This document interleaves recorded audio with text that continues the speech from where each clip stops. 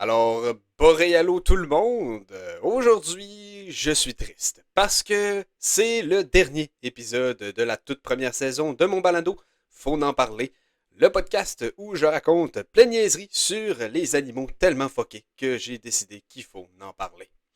Mais ne vous inquiétez pas, il y aura très fort probablement une deuxième saison parce que c'est sûr que je vais trop m'ennuyer de raconter des niaiseries à tout le monde sur un sujet qui me passionne, les animaux et toutes leurs petites affaires par rapport à chacun. Justement, aujourd'hui, vous allez l'avoir votre quota de petites affaires par rapport, car on parle d'un quand même gros groupe d'espèces dans ce deuxième épisode spécial, les primates. Je ne vais pas parler de toutes les espèces, bien sûr, parce que sinon, on va être là 3 heures de temps. Mais je vais parler de pas mal toutes les primates qui ont des noms différents. Genre un lémur puis un lépilémur, c'est deux noms différents. Donc, je vais en parler, fait accrochez-vous. Cet épisode va être quand même un genre de rapid fire de un ou deux trucs foqués sur chacun des primates. Parce que sinon, si je parlais en détail de tous et chacun, ben justement, on serait là jusqu'à demain. Même qu'en faisant ça, il serait pas super court non plus là, l'épisode. Donc, sans plus attendre, c'est parti! Cui, cui, cui, cui, cui. Faut en parler avec Mathieu Chalet. Cui, cui. Miaou. Yes, sir, Miller. Rabbit, rabbit. La pontue. Ouf, ouf.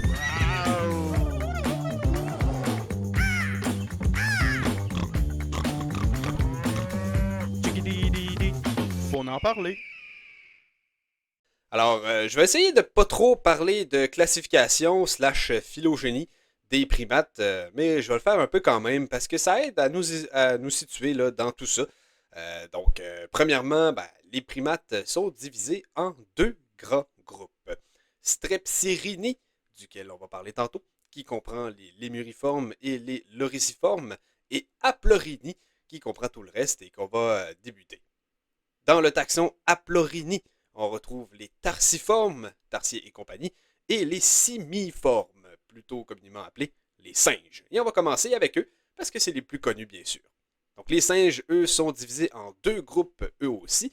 Les singes du Nouveau Monde, ou Platyrini, plus récents au niveau de l'évolution, et les singes de l'Ancien Monde, ou Catarini, qui comprennent pour la plupart les singes les plus connus, incluant nous, les humains. Mais nous, on va parler de nous tantôt. Alors, je m'enfoncerai pas plus que ça dans les familles et les genres, à part la famille des hominidés, qui est la plus connue, encore une fois, et qui comprend l'homme, donc nous, l'orang-outan, le gorille et le chimpanzé. Bon, il y a aussi le bonobo, mais le bonobo, c'est techniquement une autre espèce de chimpanzé, aussi, qui est juste appelé un petit peu différemment. Allons-y donc avec l'orang-outan pour commencer, qui vit dans les arbres, mais qui est comme pas trop shapé pour le faire. Genre, sont tellement gros que souvent, ben, les branches ils font juste casser, puis ils se pètent la gueule de manière très peu gracieuse. En effet, 40% des orang-outans sauvages démontrent des signes de fracture ou de blessures attribuables à des chutes. Bravo la gang! Ah, et il fait aussi des sons qui ressemblent beaucoup à des longs pets caverneux pour signaler sa présence, ce qui me rappelle malheureusement beaucoup trop de véritables personnes qui existent pour vrai. Ensuite, le gorille qui a la chance d'avoir le plus petit pénis par rapport à sa taille parmi les singes, si ce n'est pas parmi tous les primates en fait, avec un immense 3,5 cm en moyenne en érection. Comme on dit, gros muscle, petit prépuscle. Fait que le gorille qui va aussi bel et bien cogner sur ses pectoraux pour intimider les autres, comme indiqué dans la plupart des médias. Mais le son produit par ce comportement est beaucoup moins impressionnant que ce qu'on pourrait s'imaginer au départ, ressemblant à, les genres de bruits de bulles qui éclatent dans les cartoons. Ben, c'est ça, c'est pas super effrayant, tu me diras. Next, le chimpanzé, qui, by the way, est l'une des créatures qui me remplit le plus de terreur absolue. Honnêtement, genre, il est vraiment très haut dans ma liste d'animaux que je veux jamais me retrouver seul avec dans une salle sans issue, tellement sont psychopathes. Genre, ils se raident entre eux, ils font des guerres, Ils se massacrent les uns les autres et mangent les fucking cadavres de leurs victimes après. Fait que, ouais, non merci. Et ils se masturbent aussi avec des grenouilles mortes des fois. Le classique. Par la suite, on attaque le reste des grands singes, mais qui sont en fait pas tout à fait partie de la famille des hominidés. C'est les gibbons, qui, selon moi, sont les plus drôles de tous les primates. Vraiment, c'est des pranksters sur pattes, avec des bras longs comme le Chris. 2 fois plus longs que leurs jambes, c'est-à-dire pour se balancer dans les arbres jusqu'à 55 putains de kilomètres/heure. Mais aussi, ils ont un genre de bulle foquée ou la gorge qui leur permet de faire des sons assez rigolos. Non, sérieux, genre, le gibbon, il est vraiment hilarant. Il court avec les bras dans les airs, il fait des roulades et des tourniquets pour le fun. Et ils font de la percussion sur les arbres avec leurs pieds. Fait que moi, si j'étais un primate, ça serait définitivement un gibbon.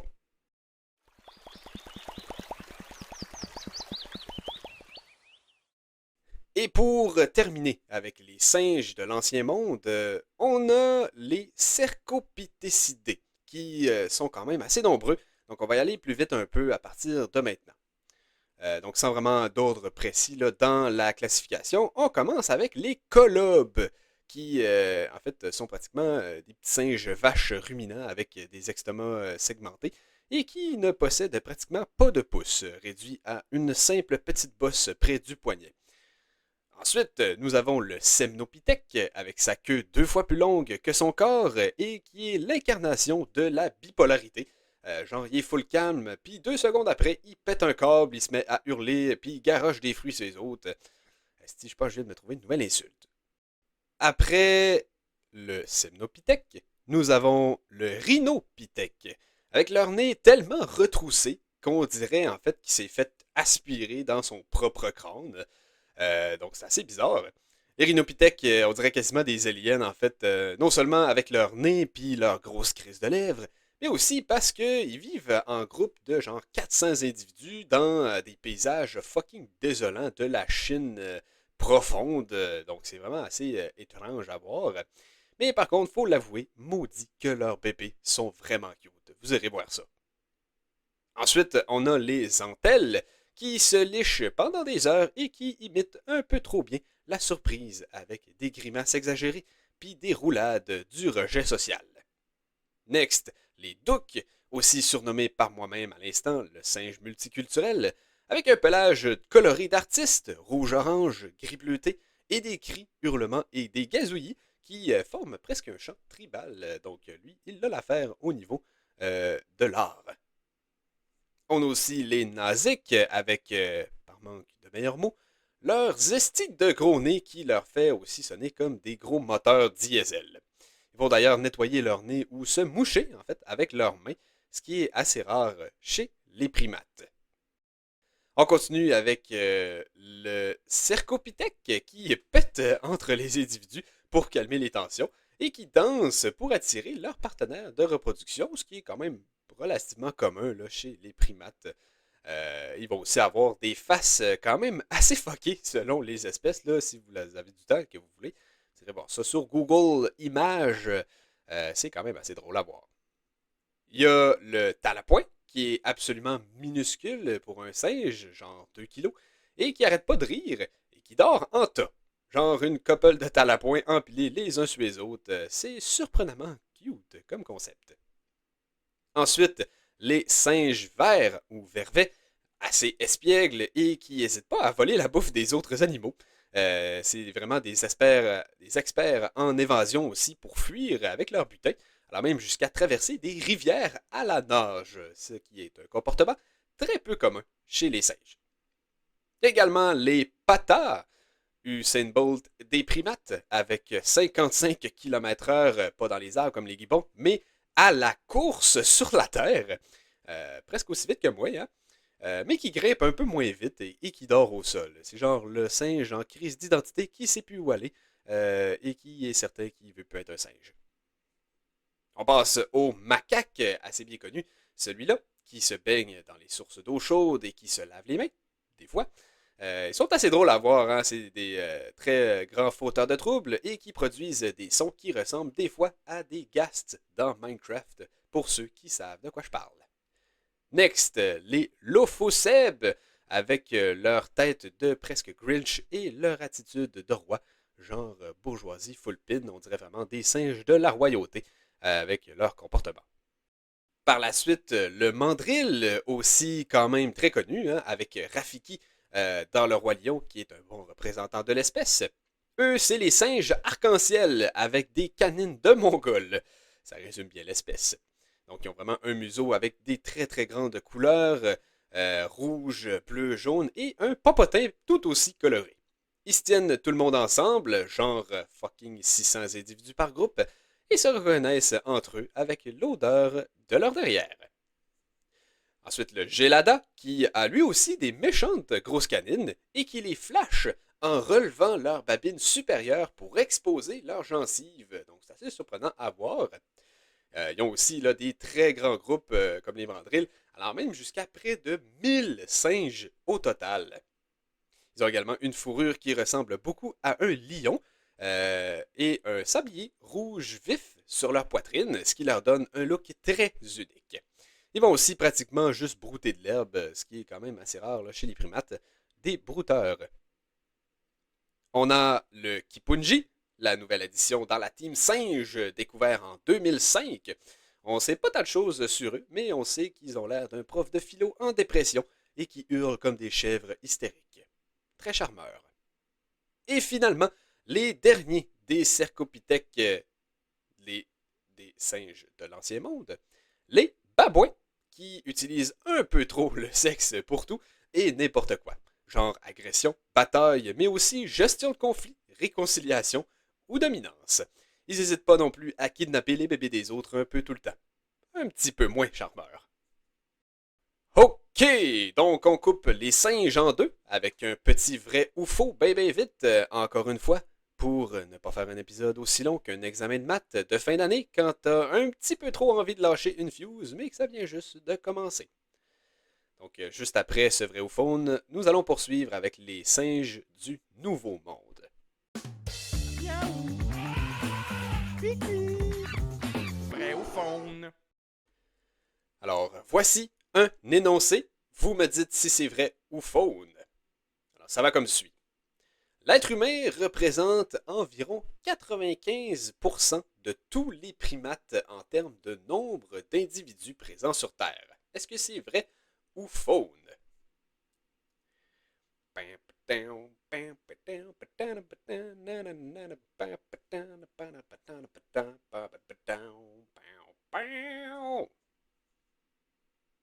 Eh bien, c'est vrai. Même s'il existe plus de 500 espèces différentes de primates, les populations de ces dernières varient grandement de l'une à l'autre et plusieurs d'entre elles sont menacées de disparaître dans les prochaines décennies, voire les prochaines années. Au total, on estime à entre 300 et 400 millions le nombre de primates non humains, ce qui est très peu comparé aux 8,2 milliards d'Homo sapiens sur Terre. Miaou. Vrai ou faune? Bim boum paf, pas le temps à perdre, on continue direct avec les singes du Nouveau Monde, quand même moins nombreux un peu en termes de groupe nominal. By the way, les singes de l'Ancien Monde sont en Afrique, Europe, Asie et compagnie, alors que les singes du Nouveau Monde sont en Amérique centrale et du Sud. Alors, premièrement, nous avons le tamarin, et j'inclus là-dedans aussi le tamarin lion, et aussi le sagouin, qu'on appelle aussi des fois tamarin. Donc, ces petites bêtes-là sont quand même vraiment cool au niveau physique, ils sont très variés et quand même assez flashy. Genre, il y en a un qui a une méchante grosse moustache full cool, super blanche, de mini sorcier maudit. Puis il y en a un autre qui ressemble fucking à un lion orange griffon singe vraiment hot. À part ça, il y a une quantité très élevée de jumeaux chez les naissances, ce qui est assez rare chez les primates. Next, nous avons le Ouistiti. First, ils sont absolument minuscules. Le Ouistiti pygmée étant le plus petit de tous les singes, avec 150 grammes et 12 centimètres sans la queue. Donc vraiment le minuscule. Après, ils communiquent aussi en ultrasons et tournent leur tête à 180 degrés, comme les hiboux. Quand même assez unique là, au niveau astronomique. Astronomique. Anatomique, fuck it, on la prend pareil cette take-là. Après ça, le capucin, qui manipule les autres pour avoir accès à la bouffe, qui est un des seuls singes à fabriquer des outils et qui peut vivre jusqu'à 50 ans malgré sa quand même relativement petite taille. C'est aussi un des petits singes les plus connus en fait, avec plusieurs apparitions au cinéma comme dans Pirates des Caraïbes. On enchaîne avec le saimiri, ou singe écureuil. Eux, ils ont le plus gros cerveau proportionnellement à leur corps de tous les primates, incluant nous les humains, avec environ 2,5% de leur masse corporelle, notre cerveau étant à 2%. Ils sont aussi full ADHD et se pissent sur les mains pour mieux grimper. Visiblement, l'intelligence, des fois, c'est pour le meilleur ou pour le pire. Ensuite, le titi. Eux, en fait, c'est des dépendants affectifs, hyper possessifs et super jaloux. Ils forment un couple monogame, puis personne d'autre doit les remettre en question. Ils sont toujours ensemble et se mettent à crier quand leur partenaire s'éloigne un petit peu trop. Pas du tout toxique.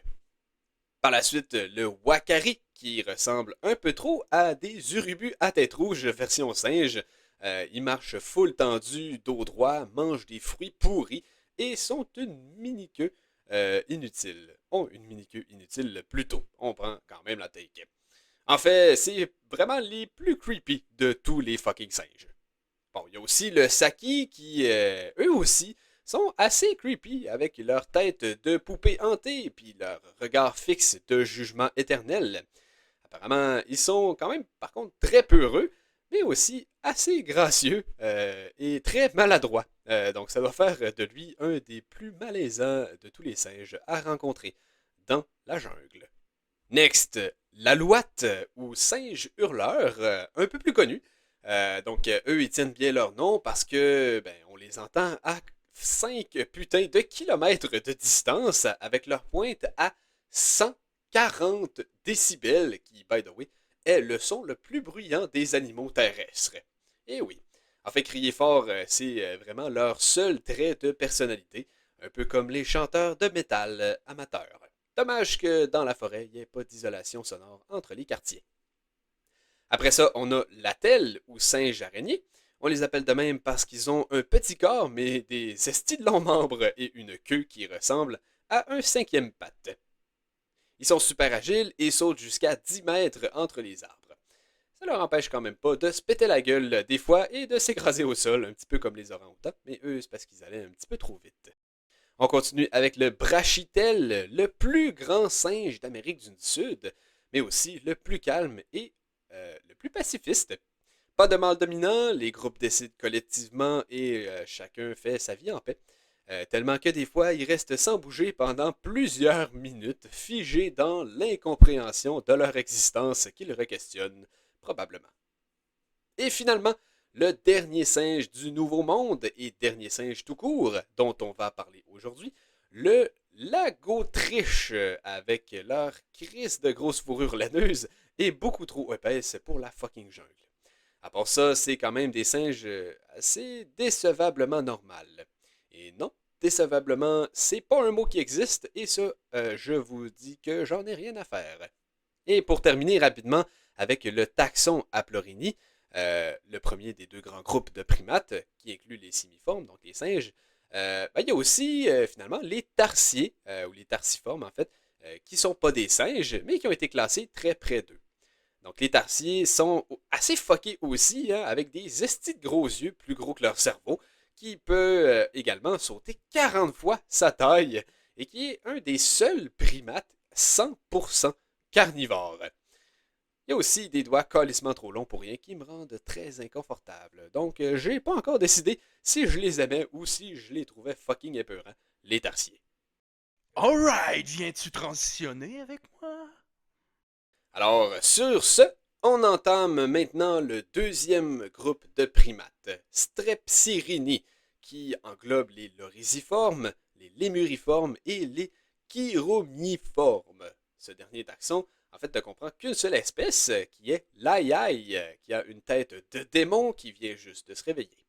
C'est comme un couteau suisse vivant, en fait, dans ses capacités anatomiques, l'aïe, avec des dents pour ronger, des oreilles aptes à l'écolocalisation, des gros doigts fouilleurs, bref, un vrai ramassis de n'importe quoi qui sort directement de l'enfer. Allons-y maintenant donc avec les loriciformes. Lâchez pas là, ça achève. On y va donc avec le poteau, qui pourrait tout aussi bien être un paresseux tellement il est lent. Il bouge presque jamais et il fait aucun bruit. Par contre, le plus cool avec lui, c'est qu'il liche ses aisselles, qui stockent du poison, avant de mordre pour devenir, en fait, venimeux avec leur morsure. I mean, faut se défendre sans mort, hein? Donc lui, il bouge pas. Il a dû évoluer autrement. Parlant de défense, il y a aussi des vertèbres cervicales blindées pour péter les dents des prédateurs qui mordent sa nuque. Très cool quand même. Next, l'Aguantibo, ou faux poteau. Lui aussi, pas très vite. En fait, il est pas très rien, lui. Il fait pas grand-chose de sa vie, à part manger des insectes très lentement et figé sur place, telle une branche, quand il se sent menacé. Ensuite, le loris, qui a donné son nom au taxon des loriciformes. Comme le poteau, il est toxique. Hein? En cas de danger, il lève ses bras, ce qui active ses glandes toxiques sous ses aisselles, qu'il va par la suite licher lui aussi pour mordre sa victime après.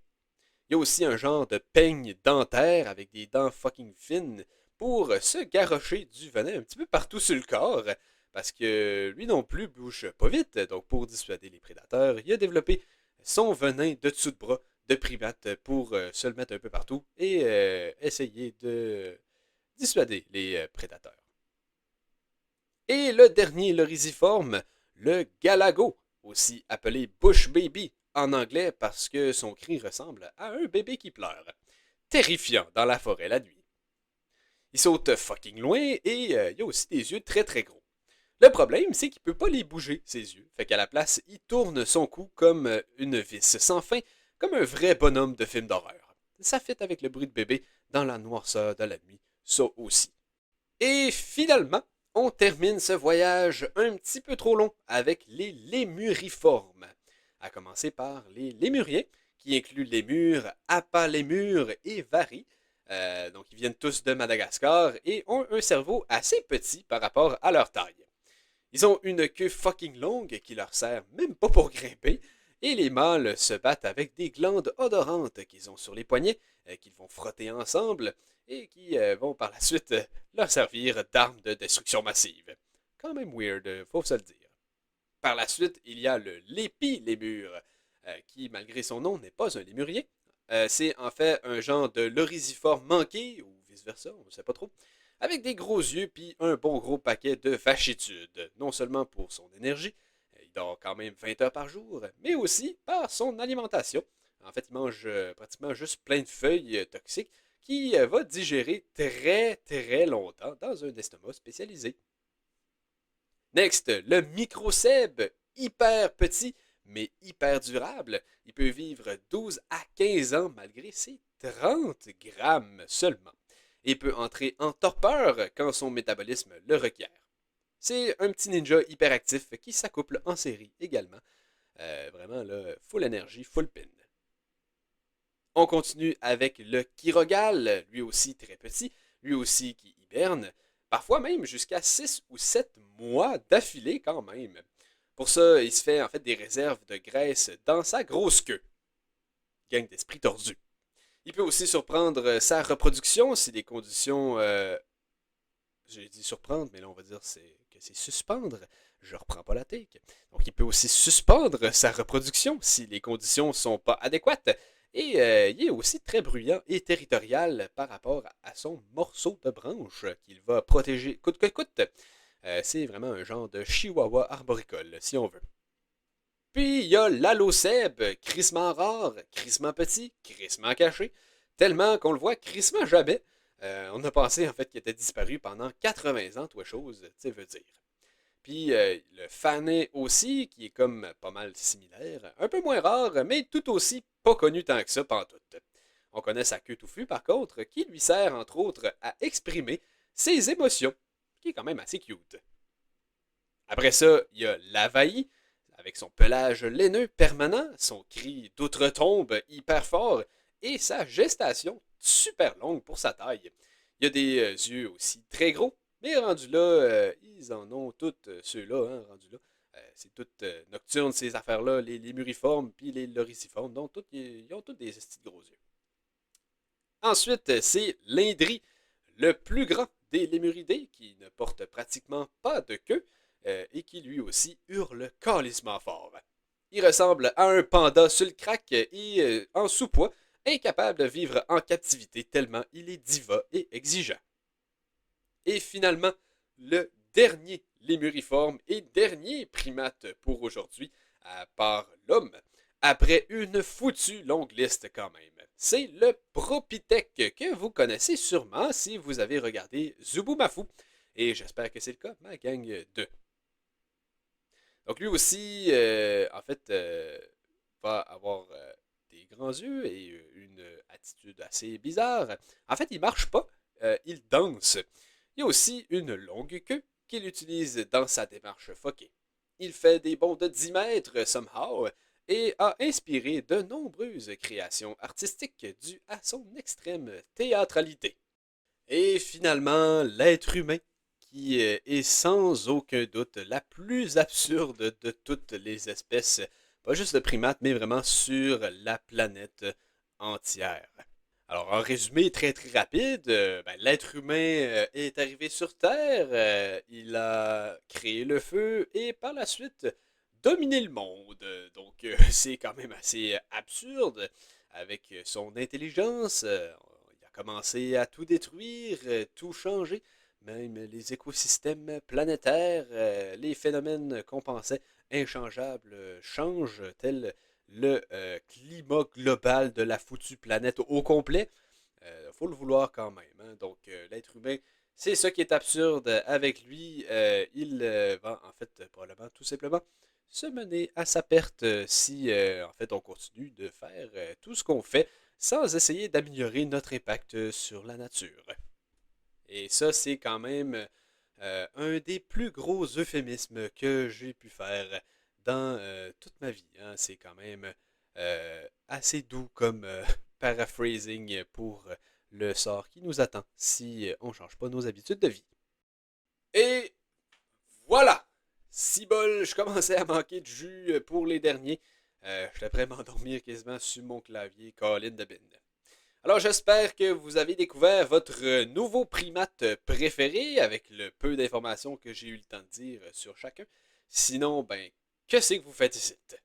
En tout cas, si vous êtes des habitués de mon hilarant humour, vous aurez remarqué que je n'ai fait littéralement aucun jeu de mots dans cet épisode, ce qui est assez surprenant quand même, étant donné que c'est ma marque de commerce. Eh bien, la raison pour ça est très simple. J'avais envie de terminer la saison en beauté, en force, comme on dit. Alors, comme dernier segment de cette première saison de Faut en parler, je vous ai concocté et performé un beau scénario qui inclut près de 40 jeux de mots réalisés avec les noms de presque tous les primates que j'ai présentés dans cet épisode spécial. Pour vrai, c'est selon moi une de mes œuvres les plus magistrales ever. Je vous laisse donc vous délecter les oreilles de ce nouveau segment spécial nommé Check ça, c'est un jeu de mots.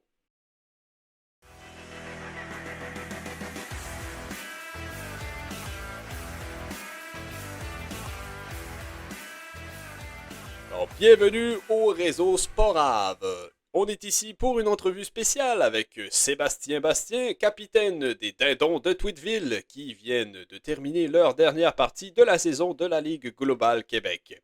Allô Sébastien, comment ça va? Allô, oui, ça va bien, ça va, ça va. Ah, rapproche-toi du micro Sébastien, s'il te plaît. Ah, ok, ouais, excusez. Alors, vous avez besoin d'un point pour assurer votre place en série. Comment ça a été la game aujourd'hui? Ah, pas facile, pas facile. Dans un back-to-back comme ça, on n'avait pas la même énergie qu'on avait hier. Hein? Ah, vous aviez joué hier aussi? On était au SAG, ouais. En plus, hier, on a joué à 22h. C'est sûr, c'est sûr, c'est tard. S'il était 19h, on aurait pu avoir plus de sommeil pour aujourd'hui.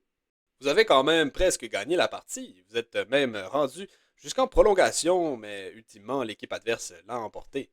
Ouais, ils étaient forts en Titi. C'est ce que je me suis dit que ça va jouer fort à soir. De toute façon, là, même en prolongation, c'est comme une victoire pour nous parce que t'as le point quand même pour l'overtime. Tu sais, eux autres sont tellement bons, on a beau faire de notre mieux, on gagne jamais rien pareil. Fait que, un point au classement, là, ça nous a permis de faire les séries quand même. Ben, parlant du classement, avec la game d'aujourd'hui, vous avez terminé au milieu du classement de la Ligue, huitième position sur les 16 équipes au total. Juste assez pour faire les séries, comme tu dis. Comment est-ce que tu perçois ce résultat, Sébastien? Ben, c'est sûr qu'on n'a pas fini au rang autant espéré, mais au final, le hockey, c'est un jeu. Faut pas trop le prendre au sérieux non plus. Fait que les gars sont bien fiers d'eux autres dans la chambre, puis on va essayer d'aller loin dans les playoffs. Là. Tout à fait. Alors, revenons maintenant à ce soir. Il y a eu beaucoup d'actions quand même. C'était pas ta meilleure game overall, selon nos analystes. Comment as-tu perçu ton jeu, toi, de ton point de vue, ce soir? Ouais, c'est ça que j'ai pensé aussi. J'ai manqué quand même quelques occasions, là. J'aurais pu mieux jouer. En première, j'ai manqué un filet ouvert, j'ai fané sur le shot. Après ça, j'ai aussi pogné une pénalité pour avoir retardé la game. Hein. J'ai essayé de dégager la rondelle, mais elle a atterri dans les estrades. Puis j'ai pogné aussi là, 2-3 poteaux dans le game. Mais ça, faut pas trop y penser. Et on continue de jouer, puis on essaye de gagner à la fin de la troisième. Et tes efforts, ta persévérance ont été récompensés au final, car c'est toi qui as marqué le but égalisateur en fin de troisième pour amorcer la tenue de la prolongation. Peux-tu m'expliquer comment vous avez travaillé pour parvenir à compter ce but?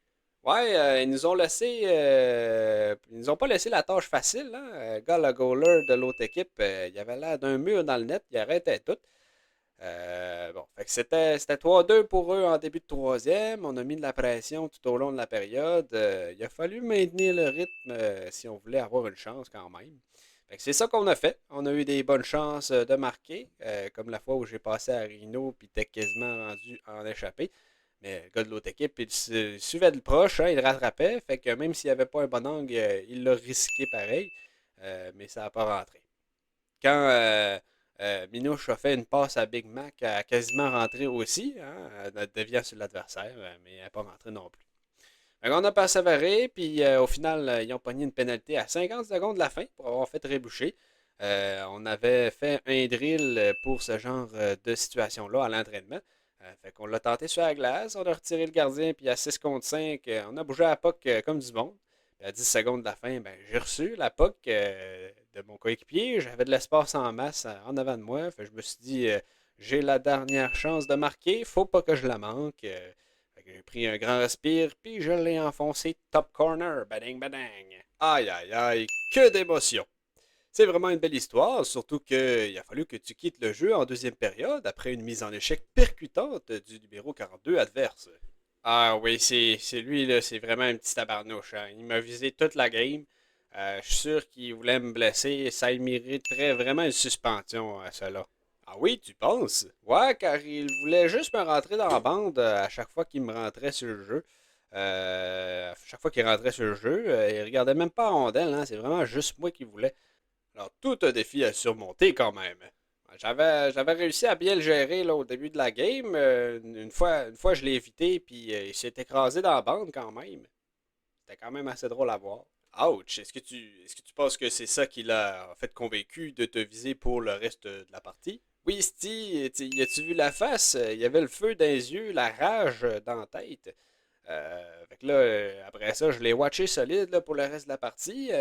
Mais une fois, là, il m'a eu bien comme il faut. Je sais pas d'où il est sorti, mais il m'a complètement détruit.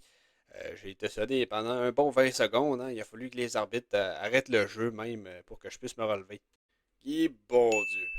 Ouais, quand je me suis finalement levé là, pour aller retourner dans le vestiaire, l'allée et les murs tournaient tellement que je me suis fait frapper fort. Et t'es quand même revenu par la suite au jeu. Ouais, je savais que la game était importante pour le classement. Puis vu qu'on perdait 3-2 après la deuxième, ben, je me suis dit qu'il fallait que j'aille aider les gars. T'as maringouin dans le front. Ah, c'est à qui tu parles? Tiens, je te l'ai enlevé. Ouais, merci.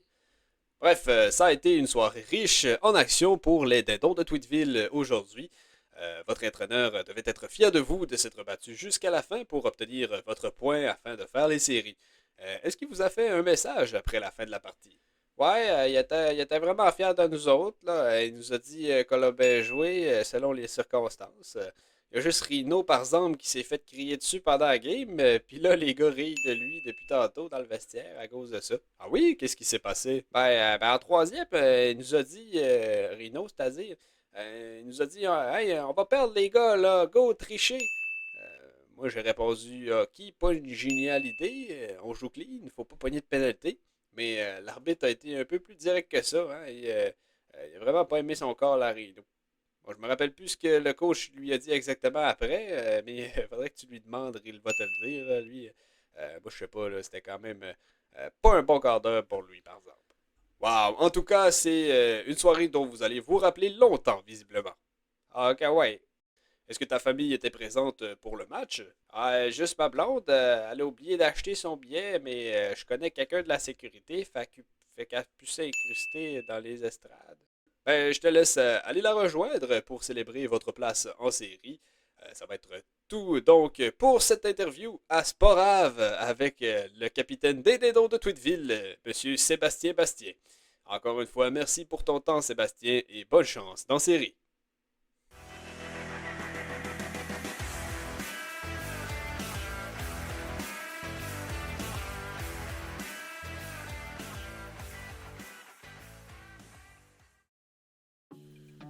Wow! Sur cette épiquissime conquête de l'humour du dictionnaire, je vous remercie de votre religieuse écoute de cette première saison de mon balado ridicule sur les animaux ridicules.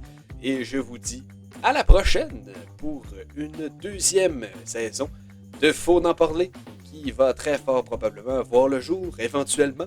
Je ne sais pas quand, mais il va sûrement en avoir une parce que j'ai eu beaucoup trop de fun à râler des niaiseries sans lendemain pour votre pur bonheur.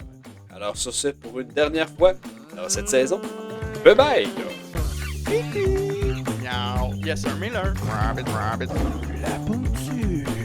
Ouf, ouf.